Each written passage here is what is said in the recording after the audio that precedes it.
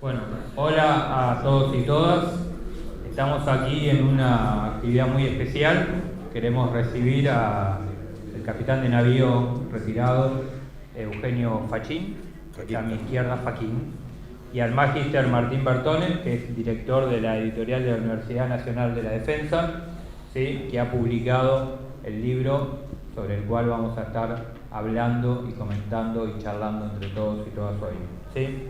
Queremos agradecer, ¿sí?, a nuestra casa, a nuestra institución, al Colegio Arturo Illia, dependiente de la universidad, por darnos este lugar para hacer esta actividad. Por supuesto, agradecer a las autoridades del colegio, al director del Departamento de Humanidades, Eduardo Fernández, que fue quien motorizó esta actividad, ¿sí? Están presentes también aquí parte del equipo de registro audiovisual del Grupo Aportes de la Historia, perteneciente al Grupo Sociedad y Estado, ¿sí?, también de la Facultad de Humanidades, ¿sí?, que va a registrar esta actividad, ¿sí? Para no quitarle más tiempo a esta actividad, solamente presentar brevemente a quienes nos acompañan, que son los que van a charlar e interactuar durante este rato con ustedes. Martín Bertone es abogado y traductor público de francés por la Universidad de Buenos Aires, magíster en Derecho Internacional por la Universidad de París. Actualmente se desempeña como director general de Comunicación y Política Editorial en la Universidad de la Defensa Nacional y desde 2018 es secretario de redacción de la revista Defensa Nacional, ¿sí? Él va a moderar, si se quiere, esta charla y esta pequeña entrevista con todos nosotros. Y el doctor Eugenio Luis Fachin es capitán de navío retirado de la Armada Argentina, veterano de guerra de Malvinas, donde se desempeñó como miembro de la plana mayor del destructor Ara Bouchard, participando del rescate de los sobrevivientes del crucero Ara General Belgrano. Es licenciado en Sistemas Navales, posee un posgrado en Administración de Empresa, ESAN Lima, Perú, es magíster en Metodología de la Investigación y doctor en Ciencias Políticas. Además es autor y coautor de varios libros y artículos vinculados con la temática antártica. Participó de 15 campañas antárticas, siendo la última este mismo año. Además es docente de la Escuela de Ciencias del Mar y en la maestría en Estrategia de la Universidad Maimónides, y uno de los principales referentes del Grupo de Historiadores Antárticos Latinoamericanos. Dicho esto, nuevamente les agradecemos su presencia y para nosotros es muy importante realizar esta actividad. Queremos sumar desde diferentes miradas esta cuestión de la perspectiva bicontinental a las aulas del colegio, ¿sí? Recordar que la Antártida también es parte de nuestro territorio, de nuestra historia, de nuestro ambiente, y eso me parece que es importante. Y también es importante incluir aquí la mirada de alguien con la participación, el protagonismo, la historia de vida, como la de Eugenio, desde, en este caso, la mirada de las Fuerzas Armadas, pensando, ¿sí?, que también en nuestro colegio esto siempre también estuvo presente. Tenemos exalumnos que han sido oficiales de las fuerzas y también muchas familias vinculadas con la fuerza, así que me parece que también esto es interesante para tenerlo en cuenta. Dicho esto, entrego el micrófono y empezamos la actividad. Bueno, la verdad que es una alegría estar acá con ustedes. Con Eugenio hace el año pasado fue lo último, ¿no? Sí, el año pasado. Entonces, una hermosa experiencia con chicos de secundario, también un montón, y fue una experiencia, la verdad, que muy movilizadora.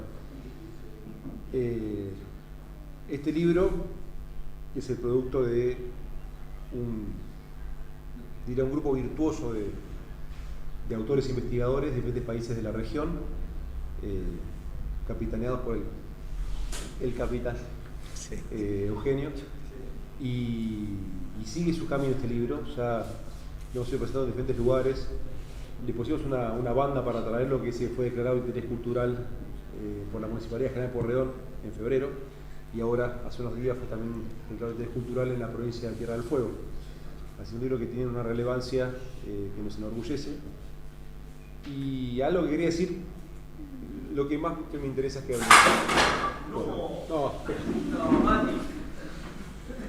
Que hable.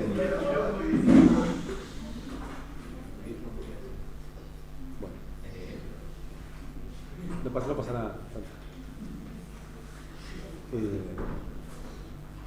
Lo que importa acá es que hable Eugenio, pero hay algo que es muy importante, es que este libro se consiguió a nivel universitario y creemos que es importante empezar a hablar de estos temas a un nivel, una franja etaria más baja, menor, ¿no?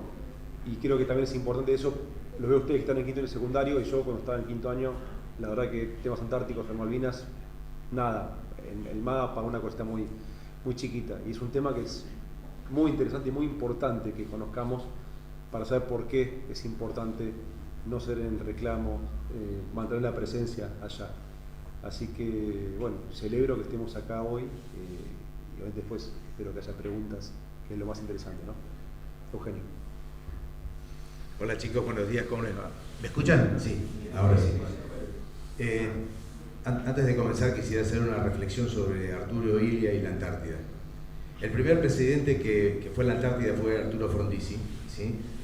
Illia no pudo ir a la Antártida, pero cada vez que se abrieron las secciones del Congreso, Humberto Illia hizo mención a nuestra soberanía, a los derechos que teníamos tanto en la Antártida como en las islas del Atlántico Sur, porque la Antártida tiene que ver con todo eso. De hecho, Malvinas tiene que ver con todo eso, porque es un continuo, geológicamente es el arco de Scotia, así se llama, que une Malvinas, las Islas Cormorán, las Georgias del Sur, su mayor isla se llama San Pedro, y las Sandwich del Sur, ¿sí? Donde teníamos una base que en 1982 fue destruida por los británicos, era una base subantártica, se llamaba Thule, de la isla Thule. En realidad hemos aprendido una cosa, interactuando con ustedes, que lo mejor de una charla es satisfacer las inquietudes y las dudas y las preguntas que ustedes tienen. Así que les querría que vayan rompiendo el hielo, hagan las preguntas y de ahí van a derivar todos los temas. Si no, largaremos con algún tema nosotros. ¿Alguna pregunta? Chicos, quinto año, vamos. Ahí está. No, primero de todo, buenos días. La pregunta fue principalmente en qué consistieron las 15 misiones en las cuales vos fuiste parte, que se hizo en eso, en qué año fue, cómo fue la dinámica básicamente. Ok, bueno, es una buena pregunta. Cuando yo fui por primera vez a la Antártida, la Tierra todavía estaba tibia porque fue en el año 1978. Esa fue mi primera misión. Yo era jefe de navegación y ayudante de operaciones de un transporte que supo llamarse Bahía Aguirre. El transporte Bahía Aguirre fue el buque que en el mundo más veces fue a la Antártida. Y también más veces estuvo a punto de hundirse, tanto en la Antártida como en el Atlántico Sur. Era un buque viejo, un buque deteriorado. Ahí comenzó mi devenir antártico. Después del Bahía Aguirre, bueno, fui destinado a la flota de mar y a partir de los años 90 comencé a volver a la Antártida, primero como segundo comandante de rompehielos, después fui 2 años comandante de rompehielos de Irizar, después fui en el 2004, en el año del centenario. Ustedes saben que en 1904 Argentina toma posesión de las Islas Orcadas del Sur. En las Islas Orcadas tenemos una base, ¿sí? La base se llama obviamente Orcadas, que era de un escocés, Bruce, que fue comprada por el gobierno argentino por Roca, ¿sí? Tan detestado que es Roca, pero Roca ha hecho cosas absolutamente relevantes e importantes para nuestro país, por ejemplo esa. Y nosotros desde 1904 estamos en forma permanente e ininterrumpida en las Islas Orcadas del Sur. Entonces en el 2004, cuando se cumplió el centenario de nuestra presencia, yo era comandante conjunto antártico, que es el comandante que tiene la responsabilidad de apoyar logísticamente a toda la ciencia con toda la Fuerza Aérea, el Ejército y la Armada.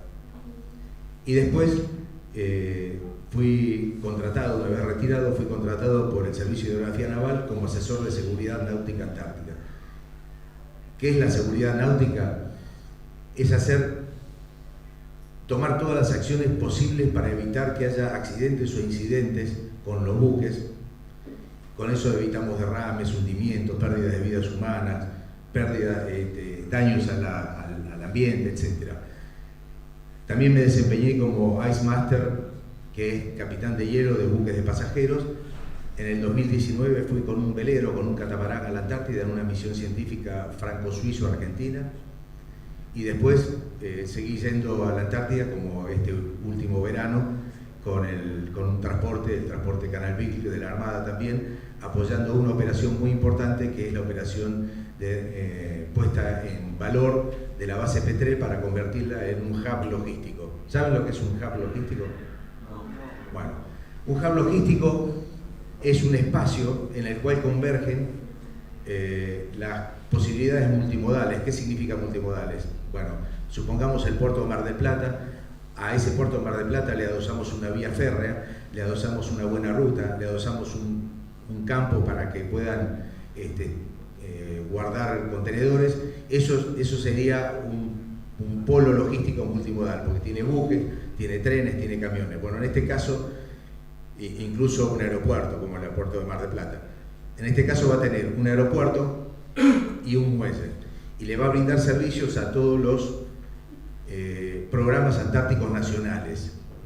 Nacionales significa que son patrocinadas por las naciones que están representadas en el sistema del Tratado Antártico. Es decir, todos los países que tienen intereses antárticos, que tienen bases en Antártida, que desarrollan actividades científicas, tienen necesidades de apoyar logísticamente. Bueno, ese hub logístico va a tener la capacidad de que los buques no tengan que cruzar el mar de Oses.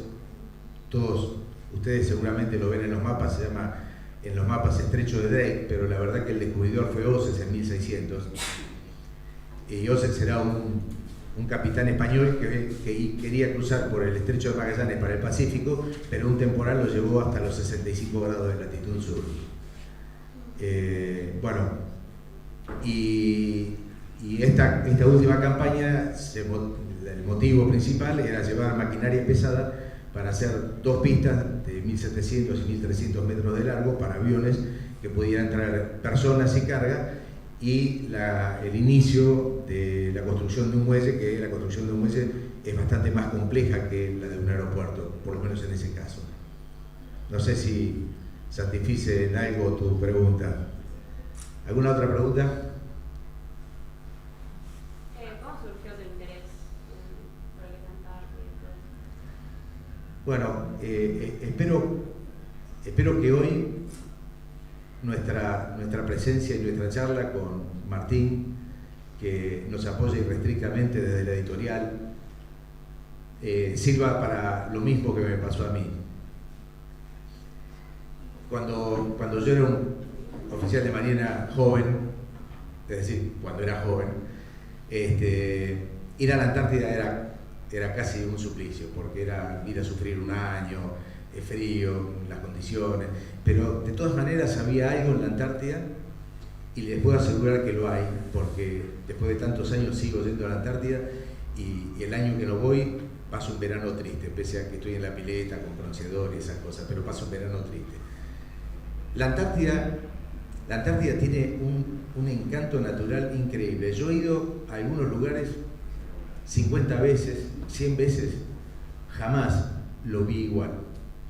Jamás vi 2 veces el mismo lugar, habiendo ido a la misma zona geográfica. Quiero decir que hay cambios en la naturaleza, cambios en la biología, la presencia de ballenas, no presencia de ballenas, focas que se llaman pinípedos, ¿sí? Biológicamente, la cantidad de peces que hay. Hay una barrera oceanográfica que se llama convergencia antártica.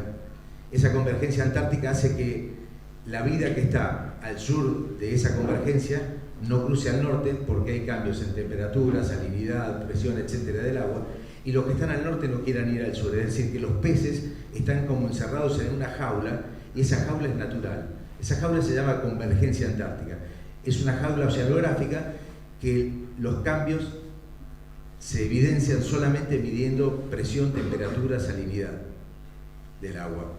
Esos cambios, que son sutiles, que no son tan importantes, que lo único que es que el agua fría que se mueve, digamos, en lo que es el Atlántico Sur próximo a la Antártida, lo que ahora pretenden denominar Océano Antártico, esas aguas se meten debajo de las aguas que vienen del norte y se forma como un lugar un buffer. Buffer es un lugar donde lo que está caliente se va enfriando y lo que está frío se va calentando. ¿Sí? Groseramente dicho es así, pero ese buffer, ese límite natural, no lo pasa la biota, es decir, no lo pasa la vida hacia el norte, ni la vida del norte pasa hacia el sur. Entonces esas cosas, en el 2013 me tocó ser Ice Master del Holmer. ¿Se acuerda que había un buque de acá, investigación pesquera? Zarpamos de hecho de Mar del Plata, fuimos a las Islas Georgias a buscar lo que se llama pez hielo o pez de hielo, ¿sí? Es un pez que si uno lo mira es transparente, porque la sangre no tiene hemoglobina, es decir, no tiene color rojo la sangre de ese pez, porque eso le permite sumergirse a mucha profundidad y vivir en aguas muy frías, porque saben que la temperatura del agua va bajando con la profundidad. Fuimos a buscar a esa especie porque los rusos la habían depredado, porque es muy rico para comer, ¿no? Digamos, es un pez que después cuando uno lo cocina queda blanco como cualquier pez, pero en principio cuando uno lo sale del agua es casi transparente.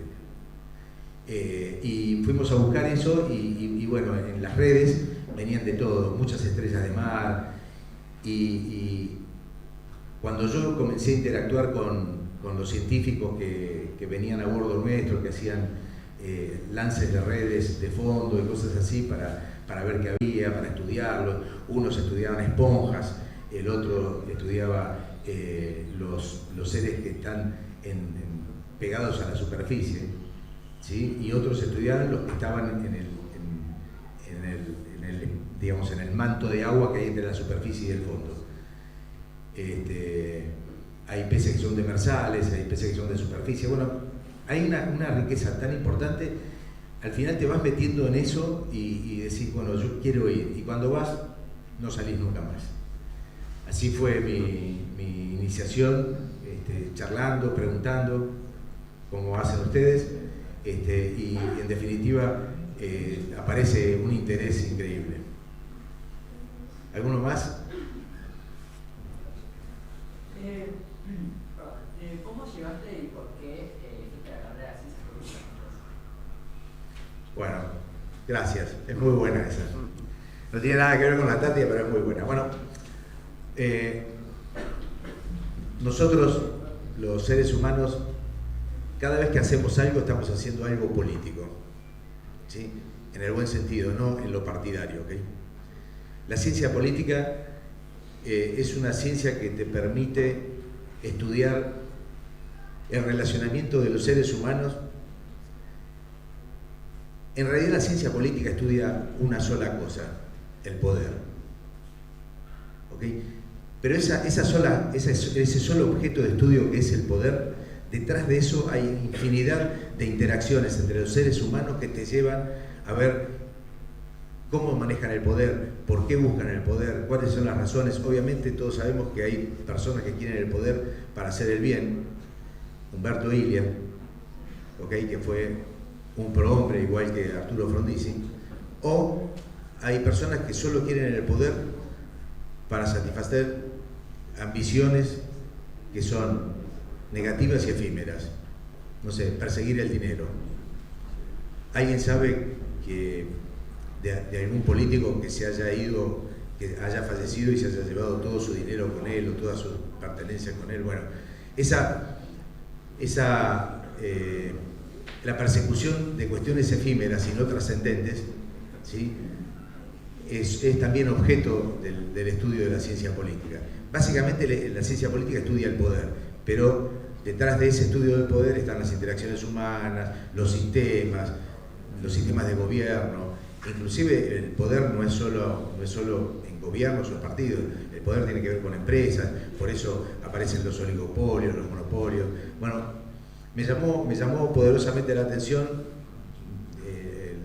Lo último que hice fue el doctorado, digamos, como posgrado, pero en los anteriores posgrados que fui haciendo, la maestría en metodología de la investigación, te lleva a reflexionar y a pensar. Eso se llama epistemología, que es filosofía de la ciencia, ¿okay? Es muy lindo y te dan pautas de cómo desempeñarte metodológicamente en una profesión. No estoy hablando de ética, no estoy hablando de deontología, estoy hablando de epistemología, digamos, la filosofía de la ciencia.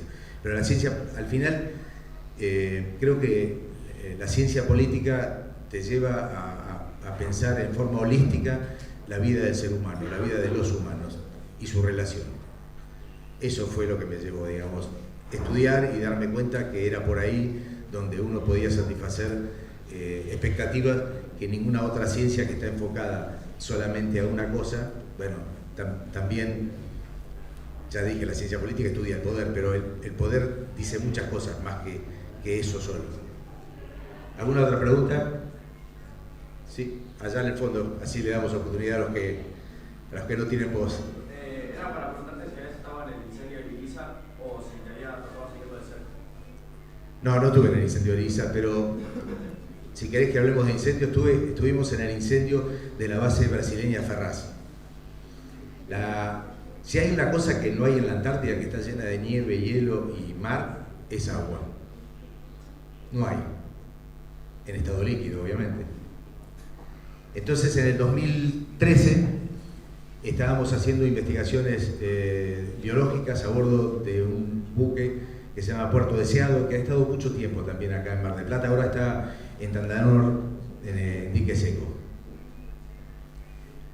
Estábamos ahí y recibimos un pedido de ayuda. Se había prendido fuego la zona donde siempre aparecen todos los incendios y de hecho también en el Iriza, en la zona de generadores. ¿Por qué? En ese lugar hay 3 elementos que propician la combustión: temperatura, combustible y oxígeno. Esos son los 3 elementos que inexorablemente son necesarios para que haya un incendio, excepto que el incendio venga con fósforo blanco, que es otra cosa, porque no necesita oxígeno.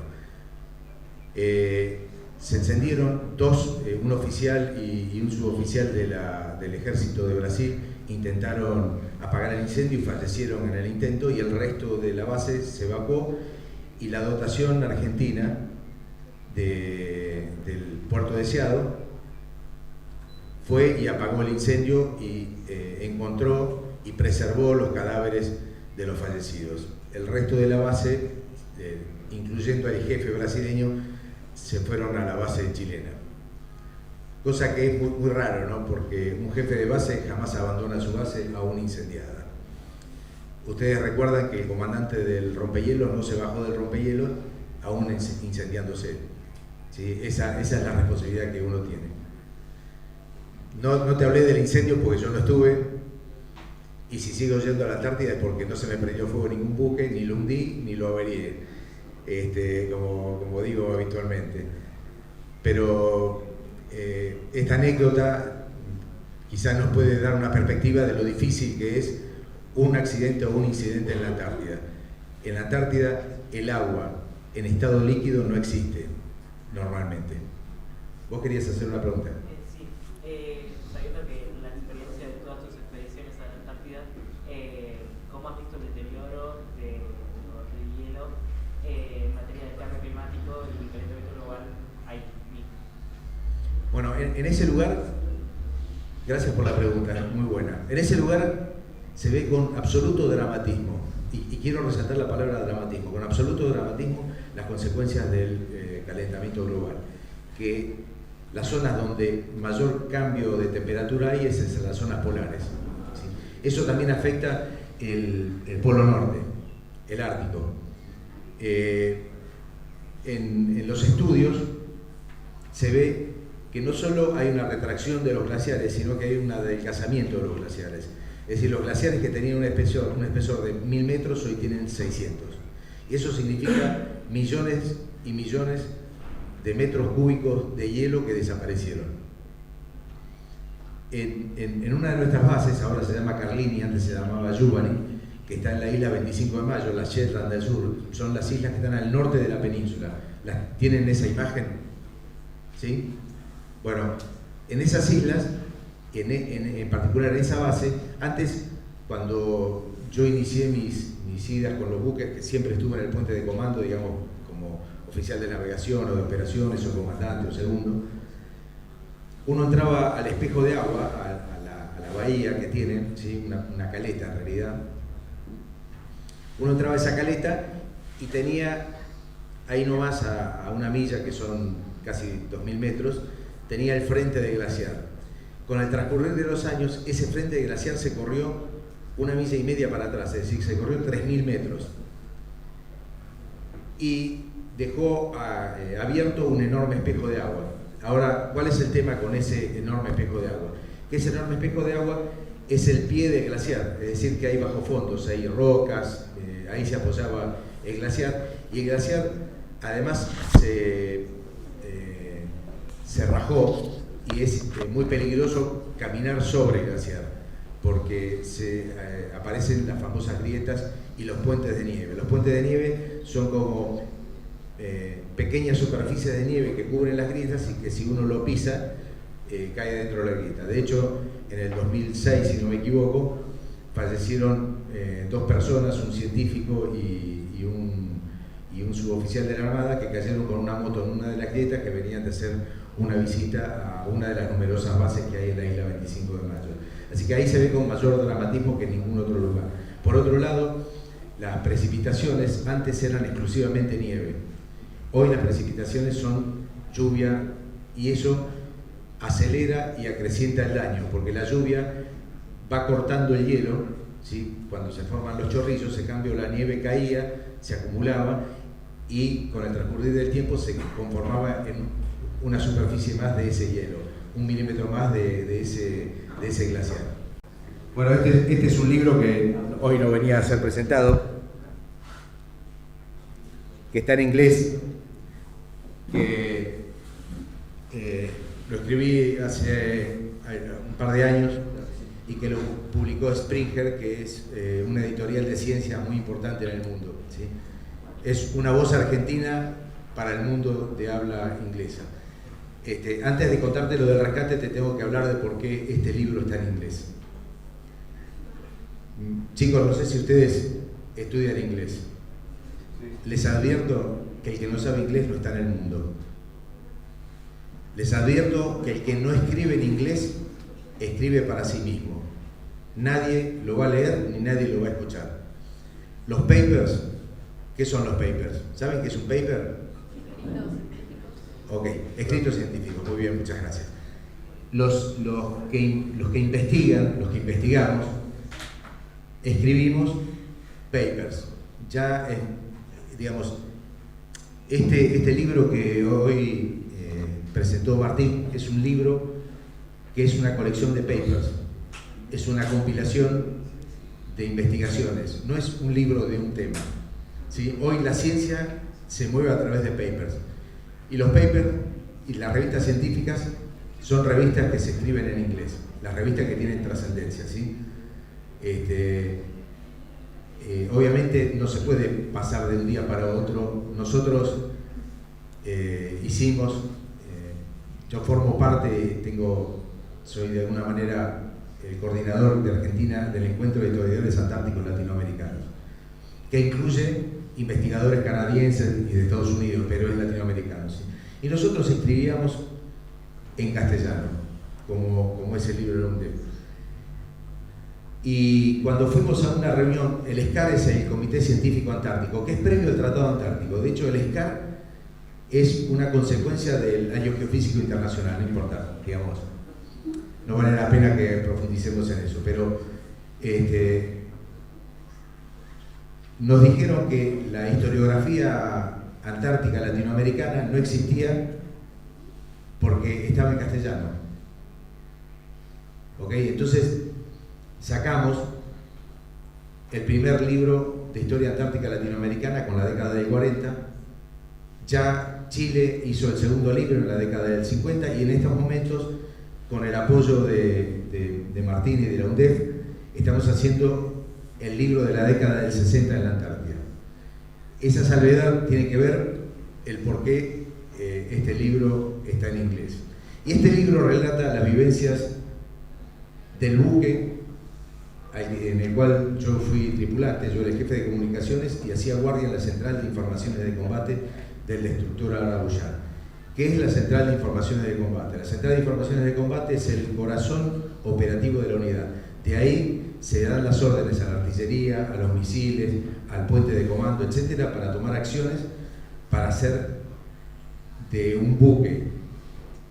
La definición de buque es cualquier artefacto naval que tiene gobierno, propulsión y estanqueidad, es decir, que no le entra agua.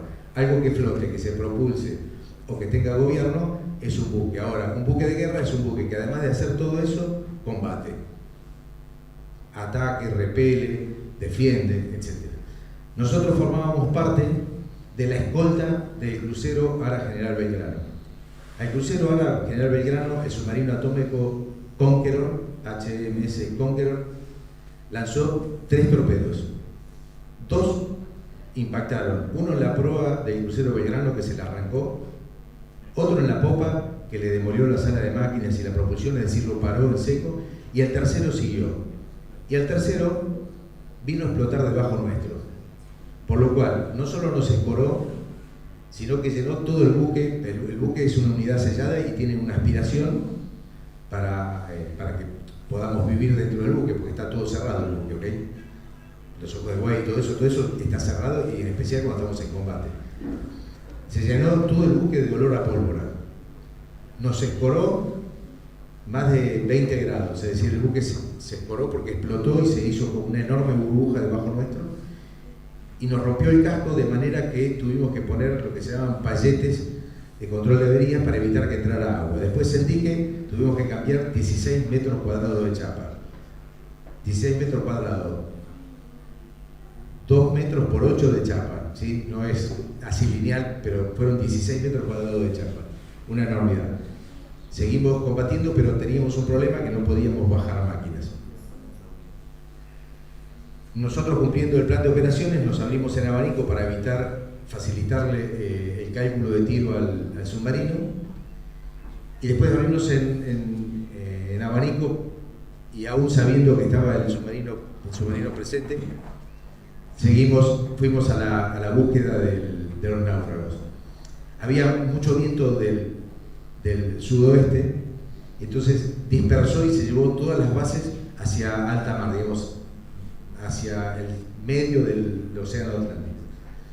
No los pudimos encontrar en el primer día, y un avión Neptune, un avión viejísimo de la Segunda Guerra Mundial, también era este buque, que es un buque muy especial, porque estuvo en todas las cosas importantes que sucedieron en la humanidad, desde que fue votado hasta que fue radiado, en todo lo que pasó en la humanidad. Después, si tenemos un rato, ¿cómo estamos, Eduardo? Yo te digo. Y estamos 20 minutos. Ah, ok. Entonces,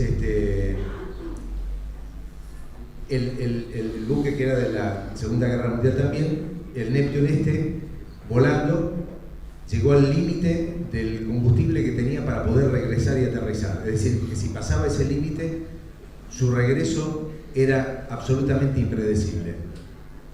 Es más, esos límites son muy estrictos, porque son límites que se calculan con los consumos, etcétera, pero a veces tenés viento en contra y ese consumo termina no dándote. Y en el Atlántico Sur, como ustedes saben, los vientos son una materia que no falta.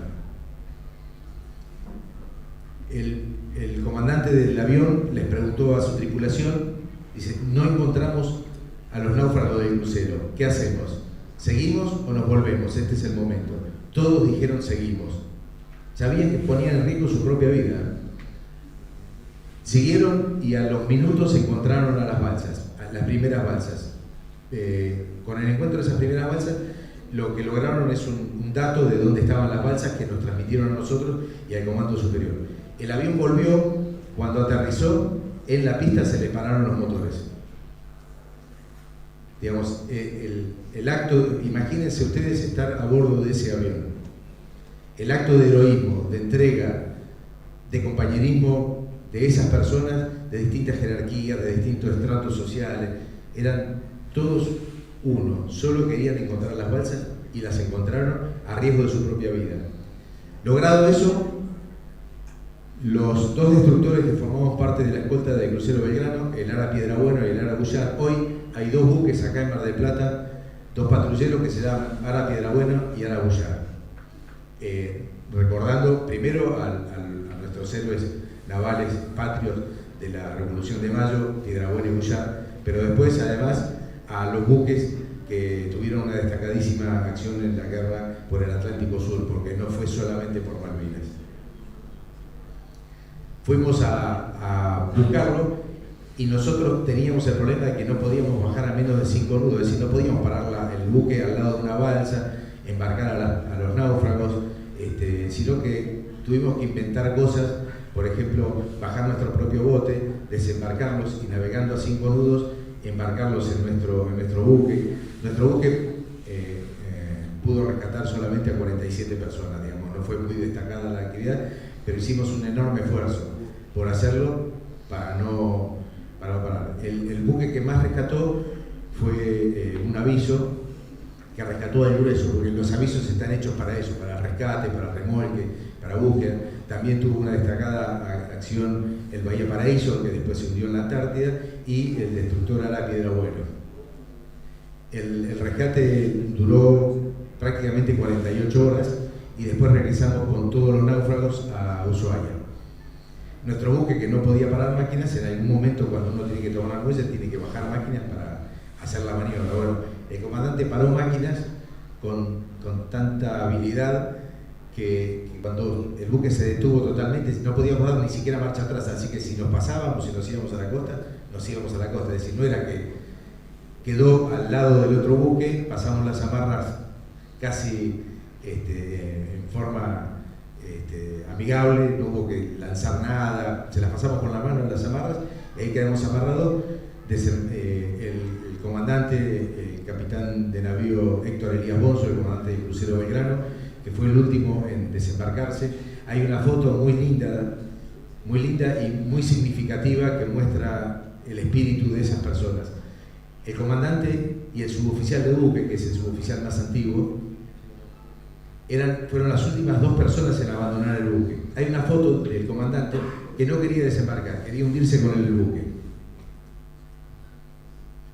Es una tradición medieval que aún de alguna manera se sigue respetando. Y el suboficial le dijo: si usted no desembarca conmigo, nos hundimos juntos y nos morimos juntos, señor comandante. Entonces lo convenció al comandante de desembarcar, fue a una balsa, y en las balsas se vio de todo, ¿no? Realmente es muy duro, no quiero ser escatológico, pero ver pasar a colegas, a camaradas, ver pasar en una balsa semidesinflada, destruida, cubiertas de petróleo, cadáveres de colegas que nosotros no podíamos rescatar porque no podíamos parar máquinas, pero que sí fueron rescatados por el Bahía Paraíso, por ejemplo.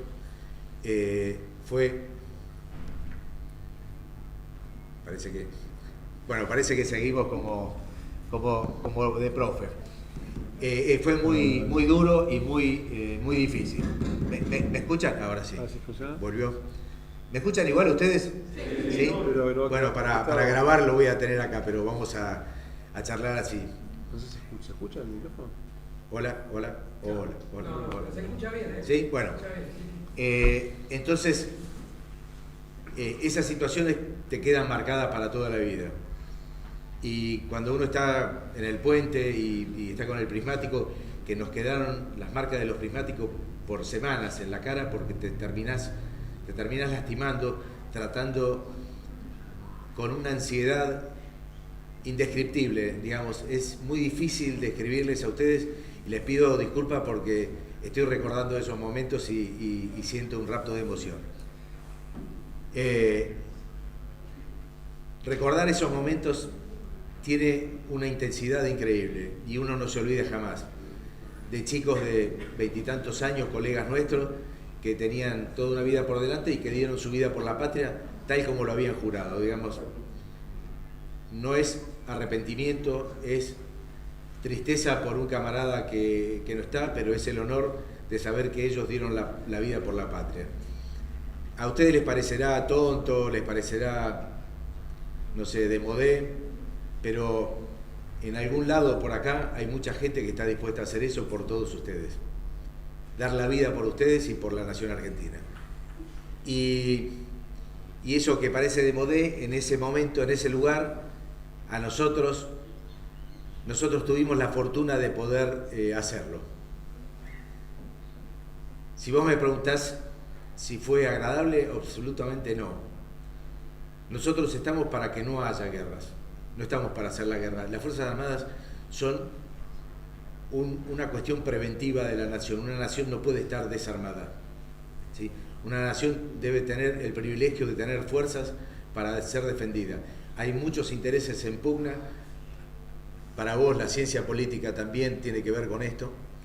Hay muchos intereses en pugna y esos intereses y la avidez y los seres humanos que no se cansan en cultivar la mezquindad deben ser defendidos de alguna manera. Esas son las Fuerzas Armadas. Pero vamos al crucero, que es lo que nos interesa hoy. El crucero, fueron absolutamente rescatadas todas las balsas. No hubo ninguna balsa que no fuera verificada absolutamente que estaba vacía, y de hecho las hundimos. Cuando sabíamos que estaba vacía, porque habíamos pasado, primero las pintamos para evitar, y después las ametrallábamos para que se hundieran, para evitar perder tiempo en buscar en balsas que estaban vacías frente a otras que tenían 1 o 2 tripulantes. Los que peores las pasaron fueron las balsas que tenían menos gente a bordo. Los que más tasa de supervivencia tuvieron fueron las balsas que estaban llenas de acuerdo a la tasa que cada una de las balsas decía, 20 personas, 20 personas. En las que había 20 personas o 22 personas, esa fue la mayor tasa de supervivencia. Los heridos casi todos se salvaron, no había heridos graves, porque los que fallecieron instantáneamente en el impacto del torpedo de popa, digamos, ni siquiera se dieron cuenta. No sé si satisfice tu pregunta sobre las balsas. ¿Alguna pregunta por acá?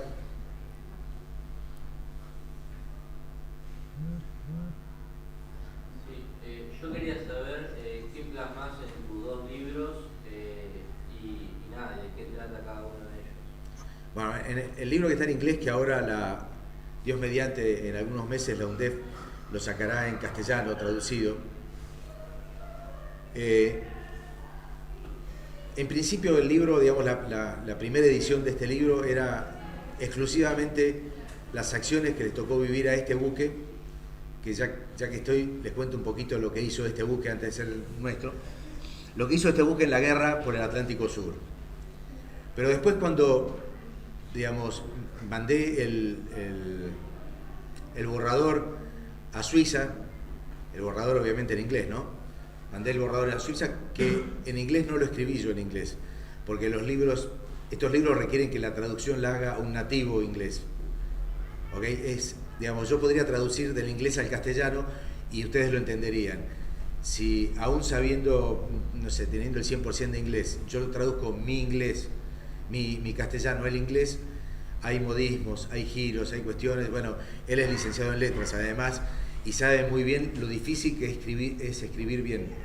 Es muy difícil escribir bien, es muy difícil la puntuación, era una cosa que veníamos discutiendo en el viaje de acá, es muy difícil que se entienda. Entonces lo tradujo un británico al inglés, y los libros, todos los libros, ¿sí?, tienen un referato. ¿Saben qué es un referato? Son 2 o 3 personas destacadas en esa ciencia, que leen el artículo o el libro que vos escribiste y te dicen, es bueno, no sirve para nada, es un mix de cosas que ya se dijeron, ¿sí? Son gente que saben, que leen y que están empapados, están, digamos, en la actualidad de esa ciencia. Y entonces, cuando mandaron mi libro a un referato, el que lo leyó me dijo, está bárbaro el libro, pero habla solamente de ese buque y falta contextualización. Entonces yo tuve que volver a escribir el contexto de cada uno de los capítulos. Es decir, ¿qué estaba haciendo el Bullard? En mayo, yo le tuve que poner al libro qué pasó en el mundo en mayo, y qué pasaba en las Naciones Unidas, y qué pasaba en las relaciones entre los británicos y nosotros, qué países nos estaban ayudando, boicoteando, ¿entienden? Contextualizarlo. Entonces el libro, a partir de ese momento, tuvo otra riqueza. Entonces este libro, que antes solo contaba lo del Bullard, ahora cuenta la guerra de Malvinas con la mirada puesta en el Bullard. ¿Okay? Eso es uno de los libros. El otro libro, yo ya les dije, El otro libro tiene un carácter mucho más científico, porque investigadores de Chile, de Uruguay, de Brasil, de Canadá, de Estados Unidos y de Argentina hicieron investigaciones, hicieron un paper, lo expusieron ante sus pares, que somos nosotros los historiadores antárticos, ¿sí? Obviamente, antes de exponerlo, uno se postula para exponerlo y hay un comité académico del encuentro que acepta o no acepta. En general, los comités académicos desechan muchos papers porque no son atinentes, porque no tienen nada que ver con la historia, o porque no tienen nada que ver, o porque son chauvinistas, o porque tienen un enfoque político partidario, sí, cosas que no tienen nada que ver con la investigación histórica dura, ¿sí? No de ciencia dura, porque la ciencia dura es otra cosa, ustedes ya lo saben, pero una investigación que tenga que ver con una metodología, que tenga que ver con un tema y que tenga que ver con lo que el encuentro espera. Entonces el comité académico te desecha. Después de eso, todos se expusieron, fueron 3 días muy intensos de exposiciones. Acuérdense que no hay más de 15 minutos para exponer una investigación que a uno le llevó 6 meses hacerla, ¿eh? ¿Sí? 15 minutos para exponerla, digamos, hay que además hacer gala de una enorme capacidad de síntesis. Y entonces esos papers que están ahí condensados forman parte de ese libro. Ese libro no es un libro de un tema, es un libro de historia antártica latinoamericana, donde hay infinidad de temas, ¿sí?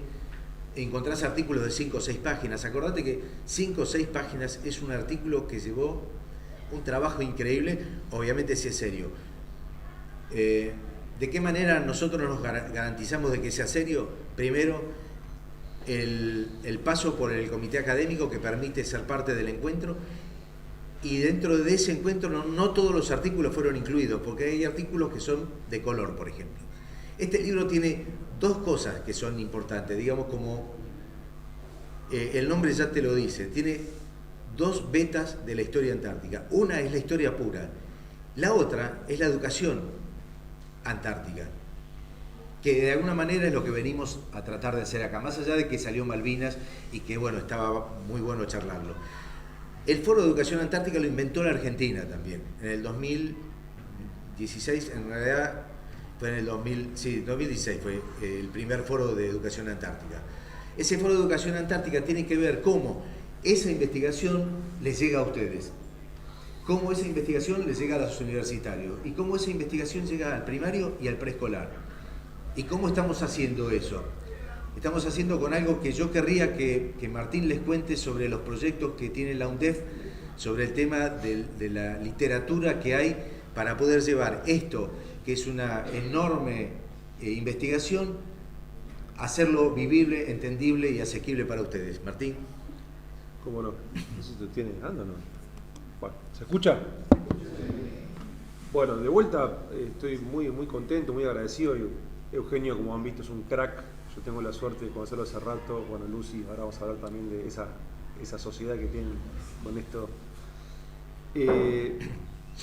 Lo que decía Eugenio del tema de la educación antártica es clave, porque uno de los riesgos que hay, un riesgo es una realidad, cuando hay investigadores, hay congresos, hay gente como que escribe libros para un grupito muy reducido de gente y se leen entre ellos y no se llega al grueso de la gente. Y lo que estamos haciendo acá es queriendo divulgar, ¿no? Divulgar es hacia el vulgo, que es el vulgo es el pueblo. Lo hace que muchas veces se habla de divulgación en el normal sentido, pero el desafío es lograr algo profundo, algo consistente y que a su vez eduque y sirva como herramienta. Este libro en particular me preguntaba de qué habla. Yo tuve la suerte de leerlo, de hacer las correcciones, de interactuar con varios autores que hoy son mis amigos. Y habla, por ejemplo, algo que mencionaba Eugenio hace un rato, de cómo se consigue el agua en la Antártida, la primera mujer en la Antártida, la creación de la Academia de la Antártida, cómo se trabaja en el aula, en los temas antárticos, qué se comía en las expediciones, que era el artículo de Carlos Bairo. Hay un análisis del diario de Sobral, uno de nuestros pioneros antárticos también. Hay más cosas. Y hay una reseña de un libro también, creo, si mal no recuerdo. Como decía Eugenio, no hay un solo tema, pero todo lo que está abordado en este libro hace al gran tema que es la Antártida, ya sea la historia y, como decía Eugenio, cómo esa historia se enseña. Por si no, este libro acá queda, algunos pocos interesados lo leen y quedó ahí. Lo que nosotros queremos es crear conciencia, pasar la antorcha, que esto no se pierda. Yo tengo 44 años, soy civil, no tengo parientes en las fuerzas, o sea, mi vínculo con la fuerza será de respeto y de cierta distancia, abstracción. De pronto empiezo a interactuar con gente que estuvo en la Antártida, que estuvo en Malvinas, que ya está como él, que está retirado y sigue aportando a la sociedad con toda su experiencia y se siguió formando. Y yo soy un agradecido, un privilegiado por estar junto a ellos, aprender todos los días. Veníamos para acá, y Lucy nos tuvo la paciencia, vinimos juntos desde Buenos Aires y las primeras 2 horas de viaje lo entrevisté, agarré el teléfono y empezamos. Y era todo, es oro puro eso. Y tengo la suerte de poder hablarlo con él y que es tan generoso y nos comenta estas cosas que después nos sirven para difundirlas, porque eso no es algo que uno se queda. El concepto que uno se queda no sirve, para mí no sirve, uno tiene que compartirlo y abrir el juego. Y bueno, lo que contaba Eugenio, en esta línea, este fue el primero de, espero yo, muchos libros de un amplio espectro de publicaciones. Eugenio, Juan Cruz, su nieto de 7 años, y Lucy, su esposa, abuela de Juan Cruz, están armando unos libros de unos cuentos antárticos infantiles, ¿sí? Y bueno, hoy no lo traje, tenemos la tapa del primero, que es el que siempre que llega primero tiene la suerte de poder definir algunas cosas, ¿no? Con esto definimos la estética y el formato de lo que va a venir. Así que hay unos primeros 4, que quizás puede ser que haya más, después se verá si esto prospera y siguen las ideas, para llegar a nivel inicial, si mal no recuerdo. Inicial, sí. En paralelo a eso estamos trabajando con un libro también de cuentos antárticos latinoamericanos.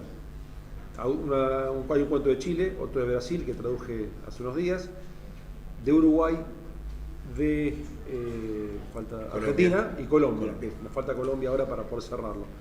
Y eso es un aporte que hacemos de la universidad también para vincularnos con gente de otras edades, porque a mí, por ejemplo, hay cuestiones antárticas que la primera vez que las vi fue a los 38 años.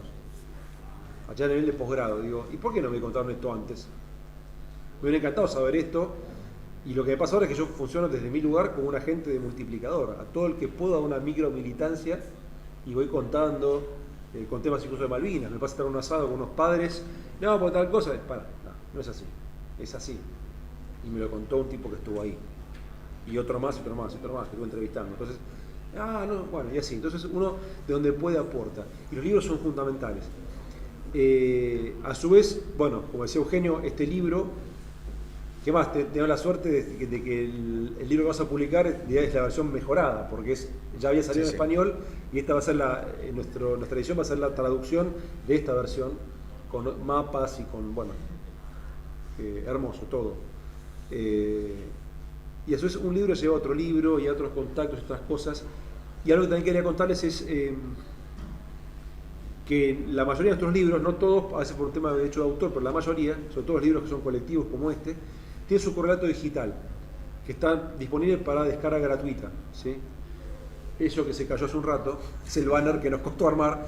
Ahí tiene 2 códigos QR que si quieren pueden poner con el celular. Tiene el libro completo, ustedes querían saber de qué se trataba, y a su vez hay unas postales antárticas que Eugenio en su viaje número 15, su misión número 15, llevó este verano que pasó a la Antártida. Y lo que vivimos con Eugenio en Tecnópolis es muy parecido a lo que pasó hoy. O sea, al ver que haya interés, que haya preguntas, decir, bueno, acá hay esperanza, acá hay un interés y tenemos que trabajar todos los días para esto. ¿Sí? Que lo digan, la Antártida, ¿por qué? La Antártida, ¿dónde? Y bueno, acá como dice Lucy, me dice que hay que ir cerrando.